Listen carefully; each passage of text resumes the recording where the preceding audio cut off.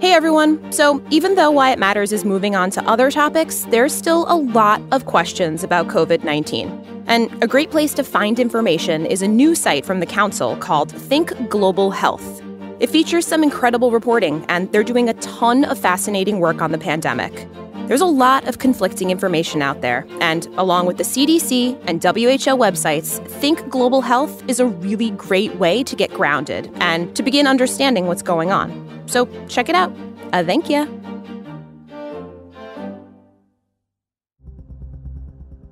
I will relate that interesting story. The president of Kazakhstan actually visited a company called Hikvision. It's another one that provides surveillance technology. He visited their office in China, and he saw how with one click on a person's face, you could get that person's school history, work history, financial situation. Wow. And, wait for it, how did this person spend his or her leisure time? So where did this person go to have fun? Did you go to the movies? Did you stop by the bank? Did you go to the post office? Wow. Were you hanging out with friends? Did you participate in a protest? And his reaction after seeing all of this was, we need this technology. Oh, that's not where I thought the story was going. This is probably not the first time you're hearing about China's surveillance technology. And that's because it gets a lot of coverage. It's like a Black Mirror episode. It gives us visions of a dystopian future. But this technology and the eagerness of some countries to begin implementing it is only a small part of a much bigger story about China. Through its Belt and Road Initiative, China is in the process of building and funding infrastructure projects across the globe and loaning vast sums of money in the developing world. Some observers argue that as it does this, China is also exporting its authoritarian model of government and eroding democratic norms that many of us take for granted. Others say that China is simply taking business opportunities where it sees them and providing countries with an alternative to a global order that has gone unchallenged for decades. The debate comes down to one question. How will we choose to view China as they pour money into hospitals, ports, and roads around the world? I'm Gabrielle Sierra, and this is Why It Matters. Today, is China exporting authoritarianism? I think the most important thing to understand about China's foreign policy over the past 10 years or so is that it really has been transformed. This is Elizabeth Economy. She's a senior fellow and director for Asia Studies here at the Council. She's also a distinguished visiting fellow at Stanford University's Hoover Institution. Beginning in about 2008 with the global financial crisis, China's, hosting of the Olympics, these were really moments that defined in the minds of many Chinese leaders that China was rising. The Chinese had many goals for these Olympics. One of them was to announce to the world that China is back after 200 bad years. China's economy has grown faster than that of any other major country. The Asian giant has now grown into one of the most important export markets for manufacturers from all over the world. This is a period of historic change in China. There haven't been many periods in history as fascinating as this. So there was a real sense within China for the first time that they had always expected that at some point China was going to surpass the United States, but maybe that time was coming sooner than they'd anticipated. But what really has changed the game on the ground has been Xi Jinping. Everything for Xi Jinping is under the sort of mantra of the great rejuvenation of the Chinese nation. And it is a call for reclaiming a much greater degree of centrality for China on the global stage. Xi Jinping became China's president in 2013. Some observers have called him the most powerful Chinese leader since Mao Zedong. Look, I think there are any number of objectives, and we can find them all in Xi Jinping's writings and speeches.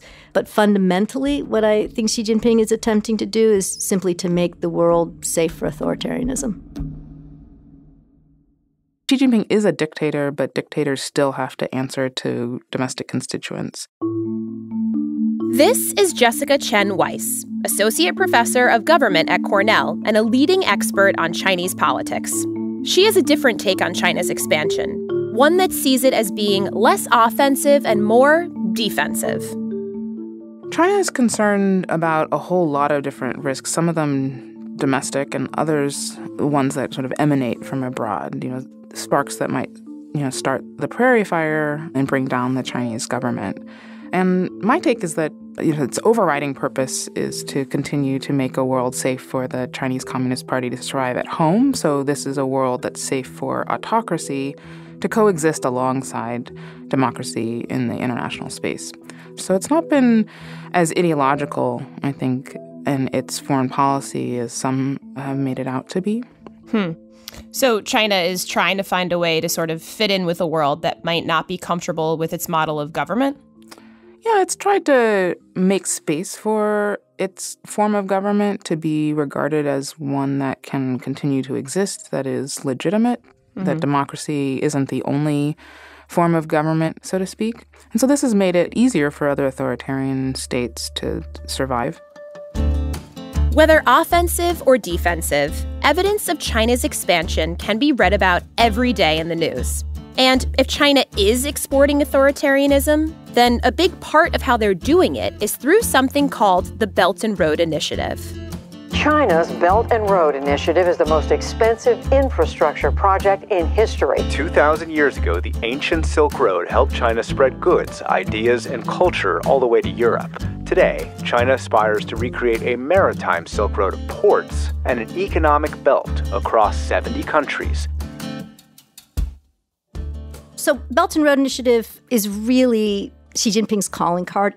And at the beginning, it was really an effort to export overcapacity, right? China had kind of built up its own infrastructure to the point where there wasn't that much left to do, but it had big cement industries and hydropower companies and, lots of coal-fired power plant knowledge, and it wanted to export that. Second, he wanted to connect these poor parts of the country to external markets. The coastal part of the country is really well off, but much of the interior parts of the country are very poor. So this was an opportunity to look westward, to extend China's reach, first in terms of hard infrastructure, ports, pipelines, railroads, highways, then the digital Belt and Road, so e-commerce, satellite systems, fiber optic cables. Initially, maybe 60 countries, through Asia, the Middle East, Europe, and Africa, but now the entire world. The investment is actually smaller than many people expect. You kind of hear this number of $1 trillion in Chinese investment. How are we ever going to compete? The reality is that investment levels are closer to $12 to $15 billion on an annual basis over the past, say, 6 years. What China really does is lend money. You're saying China essentially loaned money to itself to do work in another country? Well, that's what it did. Countries can lose sovereignty and China can gain assets.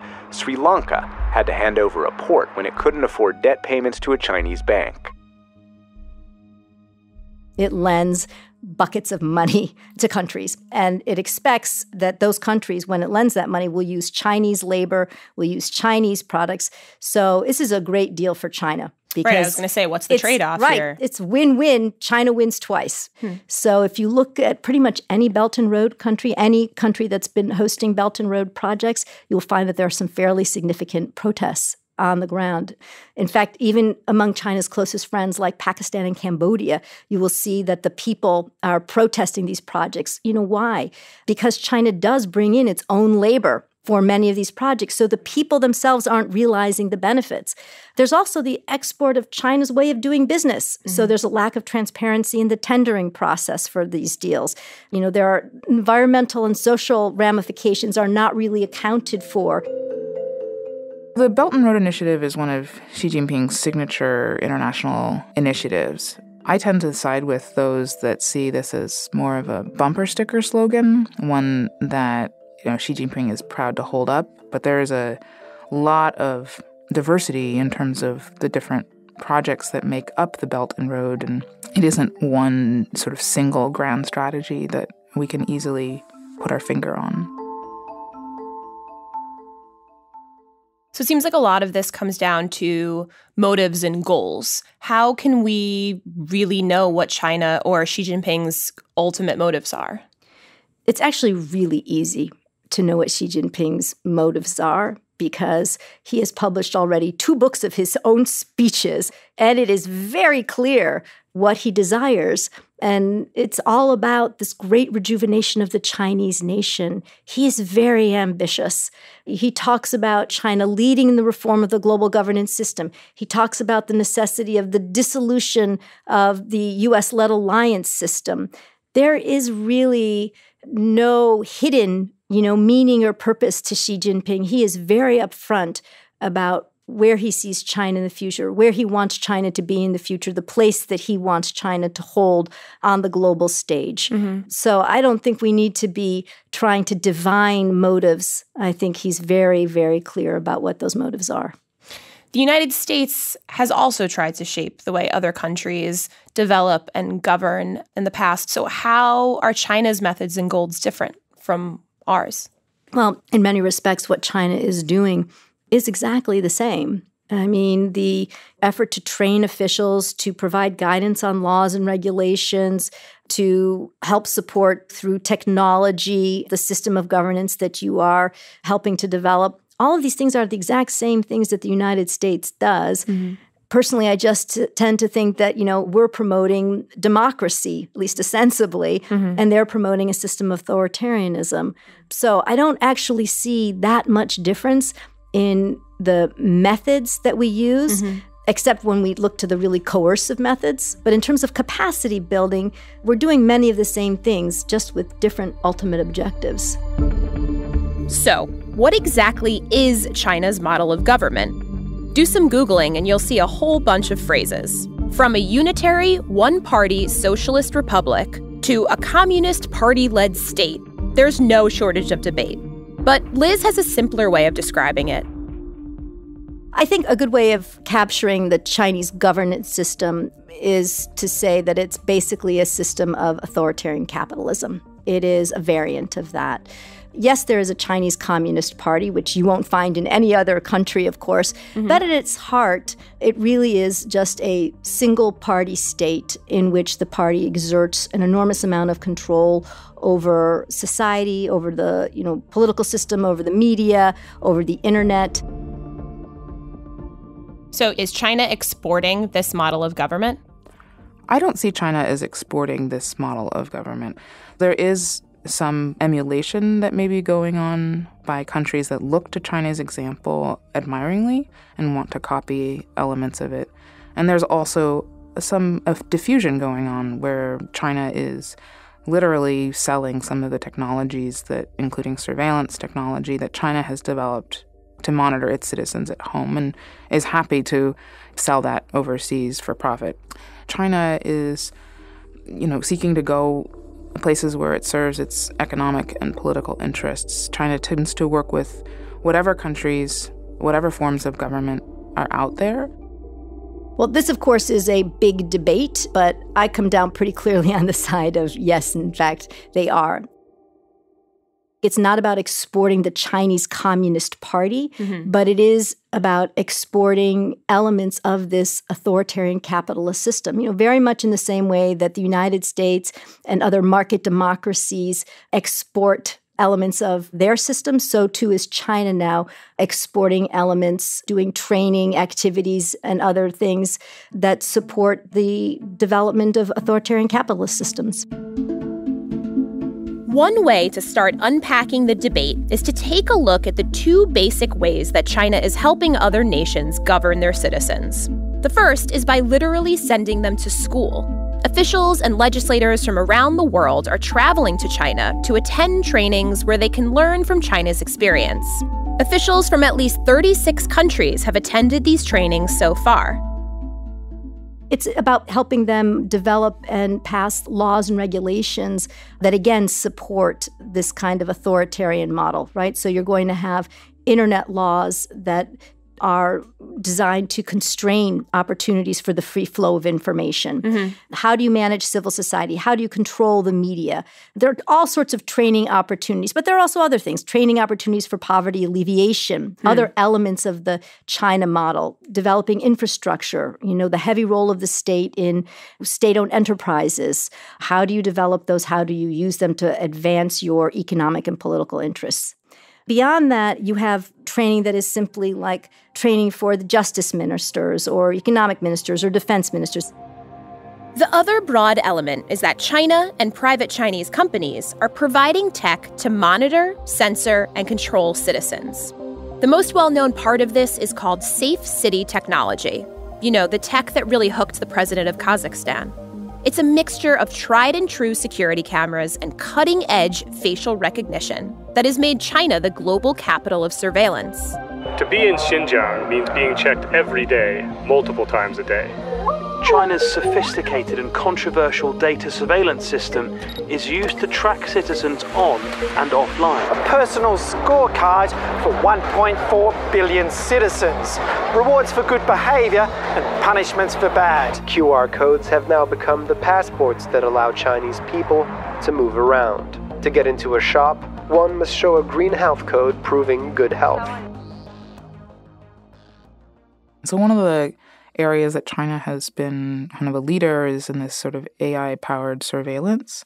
It's something that China has developed extensively to use at home, and it's been particularly on display in Xinjiang, where China has, interned more than 1 million Uyghurs and other ethnic minorities in what many have called concentration camps. But again, China is not the only purveyor of safe city technology, and in other cases, safe cities are seen as, effective ways to reduce crime as well. So in terms of the whole Safe City initiative, I think there are a couple of things to bear in mind. First, the idea behind safe cities, I think, could be attractive to any country, right? What police department wouldn't be pleased with the idea that you could catch a crime in progress or identify a criminal within, minutes of that person having committed some crime. Right. That is attractive, right? So what we're really talking about is how far this system can be taken and how it can be turned into an abuse of people's rights. And I think here's where everything starts to become a little more concerning. Huawei, for example, which is a major provider of safe city technology, has said that it is providing this technology, in over 200 cities globally.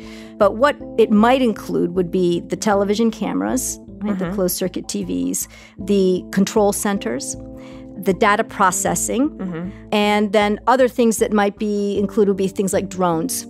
And then Huawei will sometimes provide the training. For example, in Uganda, they have trained almost 1,000 Ugandans on how to do e-governance and how to manage the sort of safe city technology. Again, for countries that have authoritarian leanings, the opportunity to be able to have that level of detail on every single one of your citizens, right, to know, with whom people are meeting. And again, are they participating in the protest? Are they putting things on the internet that are anti-government in some way? This is very attractive to governments like that. Most countries around the world use some kind of surveillance technology, and China is only one of many suppliers, and many countries rely on multiple different suppliers to source this technology. So, Saudi Arabia, for example, uses technology from China to surveil its citizens, but they also are buying technology from UK and US-based companies. So why do you think it is that the Chinese technology is what people are questioning? It's an important question. I think it's easier to say that the problems that arise in the world stem from things that other bad actors are doing. It's harder to look within ourselves and recognize that we are struggling with many of the same problems, including ubiquitous digital surveillance, difficulty figuring out what's an appropriate model for regulating the internet, sort of respecting privacy, but also the kind of the free flow of information. The combination of know-how and equipment seems to be the footing for tech-driven authoritarianism. And China has found willing partners in authoritarian regimes across the world. At the same time, China is seeking to use its clout to shift the conversation even in powerful democratic nations. A second is really exporting the China model through international institutions. So trying to make sure that Chinese values around things like human rights or internet sovereignty, or even its positions on things like Taiwan or the South China Sea, are reflected in international institutions, right? In the United Nations. So you can see over the past several years, they've become very active in trying to change the language around human rights to be more explicit. We recognize human rights as inalienable, right? We are all born with our inalienable rights.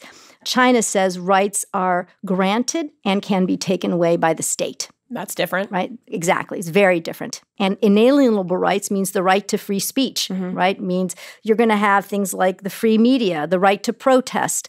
These are all things that are antithetical to the China model, to an authoritarian political system, which is about constraining the rights of individuals to act independently.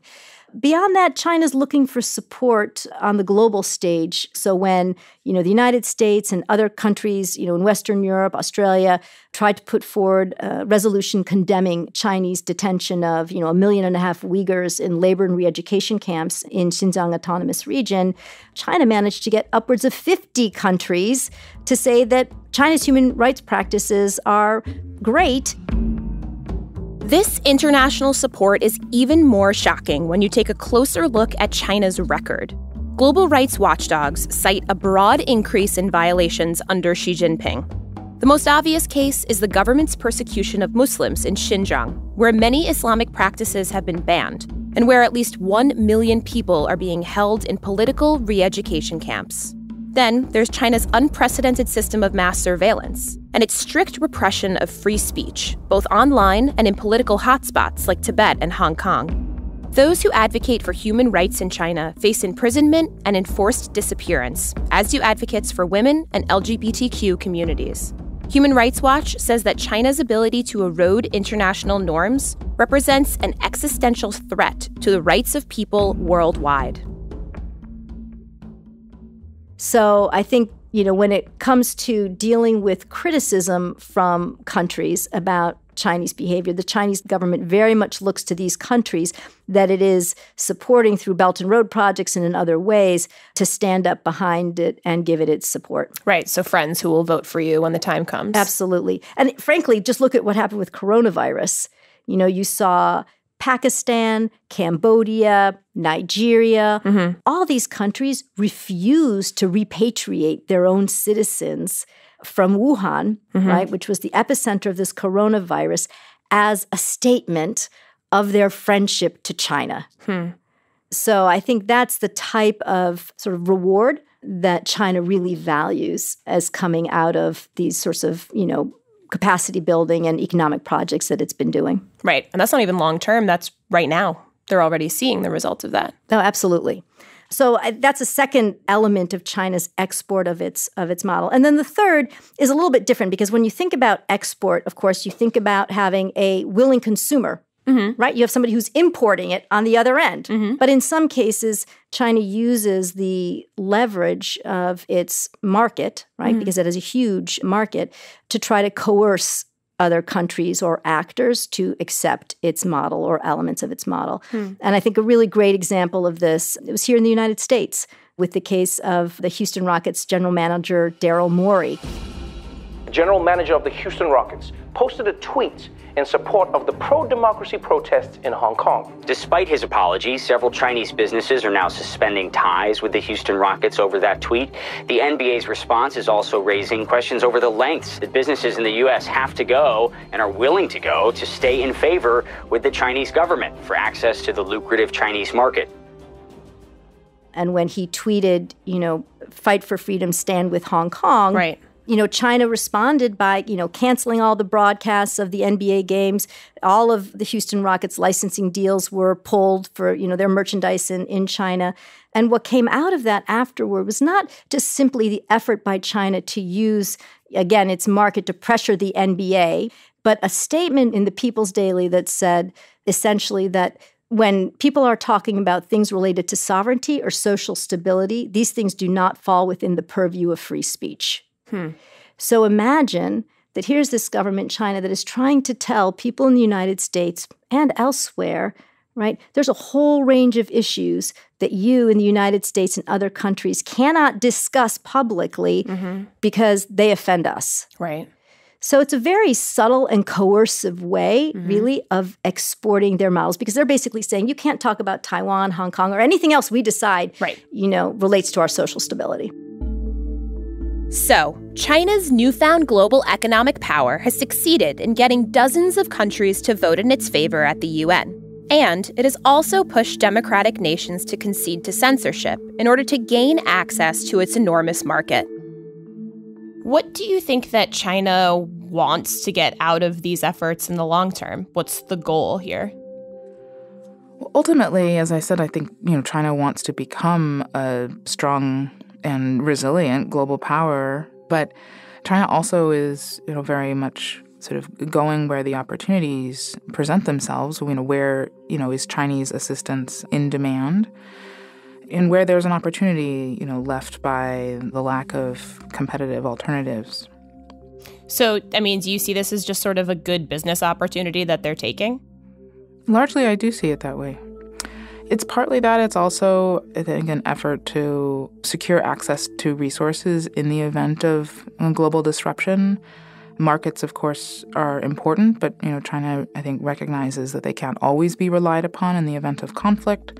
And so China has also invested strategically in developing those relationships.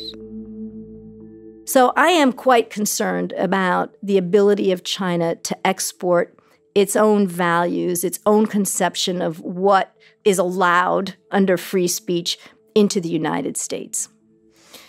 Do you think that China's efforts are already changing norms around the world?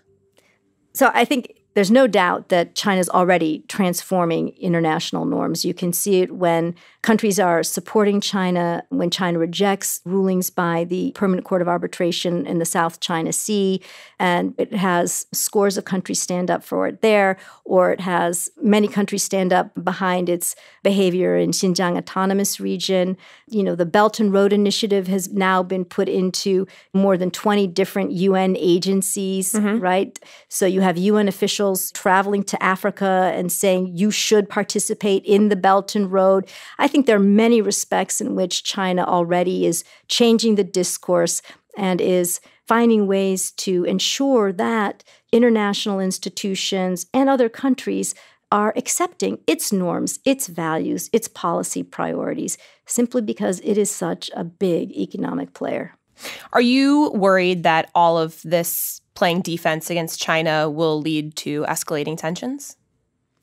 Frankly speaking, yes, it's entirely possible that we will have escalating tensions. We already have escalating tensions. My hope is that by pushing back, that what we're going to do is crack things open so that we can actually have negotiations, right? So by going out there with sort of this higher bar in terms of the standards for infrastructure projects, that will actually entice China to raise its standards. It's not about preventing China from doing infrastructure globally. It's about ensuring that the infrastructure that is developed is done at the highest standards, right? You want fair competition, right, for multinationals to participate, but you also want the environmental standards and the labor standards to be ones that serve the interests of the people in the host countries. What do you think the risks are of exaggerating the threat that China poses to the United States' place in the world? I think there are two big risks of exaggerating the danger that China poses. First is that it is likely to turn the U.S.-China competition into one that's life or death by convincing Chinese, even more than they are already, that there is no place for China to lead in the world. And that, second, it is dangerous because it's more likely to isolate the United States. There are very few countries around the world that want to make a choice between China and the United States, and they aren't likely to take sides. And if they do, we in the United States may or may not come out ahead in that. So it could become a self-fulfilling prophecy if we keep pushing that narrative. Right. The United States' competition with China does not need to be a Cold War, but I think the policies of, existential competition, if framed that way, may still have the sort of counterproductive effect of actually bringing one about. What do you say to people who will say that China isn't necessarily playing offense, they're just trying to make the world safe for their system of government? I would say that it is a distinction without a difference, that the best defense is a good offense, that Xi Jinping has talked very directly about the need for China to lead in the reform of the global governance system, and that if protecting China means that China is going to change norms around human rights, around internet governance, around freedom of navigation, around free trade, around standard setting, for infrastructure projects globally, that to me fundamentally is not simply about protecting China's interests. It is about changing the norms of the rest of the world to align with those of China. And that is fundamentally an offensive strategy.